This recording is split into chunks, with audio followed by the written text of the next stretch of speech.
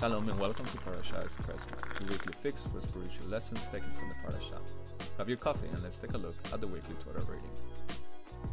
Today we'll be looking at Parashat Massei, which runs from Numbers chapter 33 verse 1 to chapter 36 verse 13.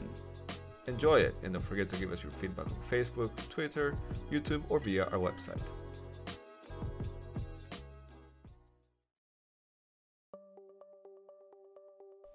The siege had proved fruitless. For 10 years, the inhabitants of the city had somehow survived and fought off every attack of the fierce Greek army.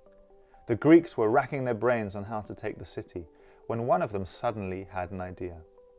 Shortly afterwards, the Greek camp was abandoned with nothing left except a large wooden horse. The Trojans rejoiced, claimed the victory, and wheeled the horse into their city as a trophy. If only they'd known what was going to happen next. This week we find ourselves at a crossroads, or should I say a border. We've reached the end of the book of Bamidbar, and it's been a roller coaster of a ride, just like with the other books. Our people started off on the border of the land, and now we end the book with them on the border, but under totally different circumstances. Our ancestors' pride, jealousy, and anger got the better of them and resulted in the entire generation that had been recorded in the first census perishing in the wilderness. Thankfully, God had mercy and raised up a new generation that trusted Him. We now watch them stand on the border of the unforgiving wilderness, waiting to cross over into the land that God has promised them. It's a new era, a new dawn, and we are excited to follow their progress through the book of Devarim. In this final parasha of the book of Bamidbar, Moses again gives us a Google Maps style breakdown of the locations visited during our people's time in the desert. God maps out for us the boundaries of the land, and at the end we find ourselves reading about the 5 sisters and their inheritance from Parashat Pinchas. In the middle of all of this, God tells us that we are to build 6 cities that are to become cities of refuge, cities where people who have committed manslaughter can flee to avoid a blood feud of endless retaliation that would destroy our people. By the way, if you don't think that was necessary or you find it hard to understand, then just take a look at some modern-day examples in Rwanda or Mali. One person kills another, either on purpose or by accident, and the result can end up being genocide. These 6 cities were to be like the city of Troy before they believed the Greeks bearing gifts and their city was overthrown. They were supposed to be places of refuge, strong cities that would allow the innocent to hide safely. In our Western civilization today, it's kind of hard to find a parallel. Sure, we could talk about Swiss gold reserves that are protected by hack-proof vaults or high-security prisons that prevent escape, but the concept here is different. Here, God is ensuring the protection of the innocent. He's protecting them from injustice and vigilantism. You and I, even if we were to kill someone by accident, are protected by the state and by society. In the West, we don't really have a culture of avenging someone's death.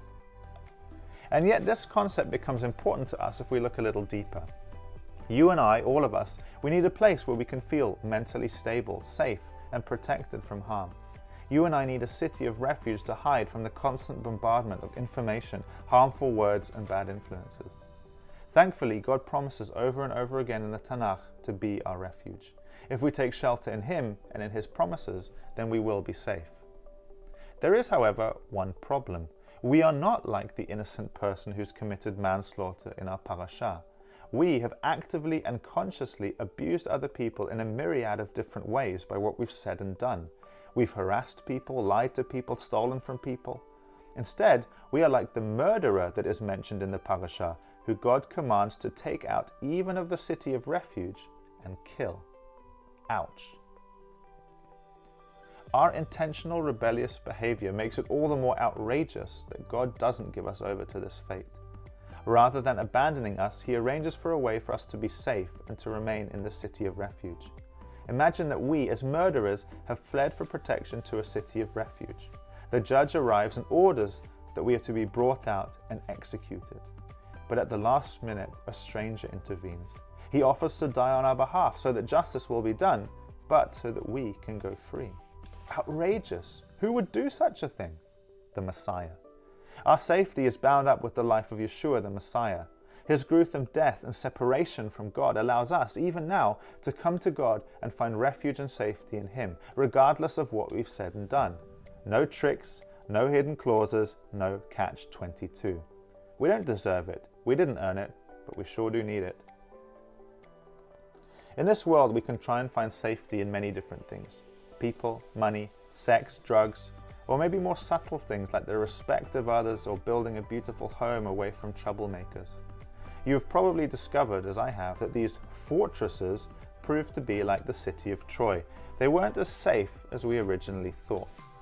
If you are looking for safety and security for your mental and spiritual health, the only impenetrable fortress is God. Because of the Messiah Yeshua, He promises to keep you safe from evil and to ultimately bring you to Him. You just have to choose to enter into His proverbial city. But let's go back to the city of Troy. As the story goes, the Greeks had hidden inside the wooden horse, and once it was wheeled into the city, they jumped out, opened the gate, and their comrades flooded in and destroyed the city. Their fortress had proved to be a deception, and with a little cunning, it was destroyed. We need a true fortress that can last, one that can keep us safe no matter what should happen to our physical body. That fortress is God. He offers you security in this life and also in the world to come. Let's not be deceived by cheap imitations. Let's come to Him through the Messiah Yeshua and take Him up on this incredible offer. After all, we've already experienced enough Trojan horses as it is.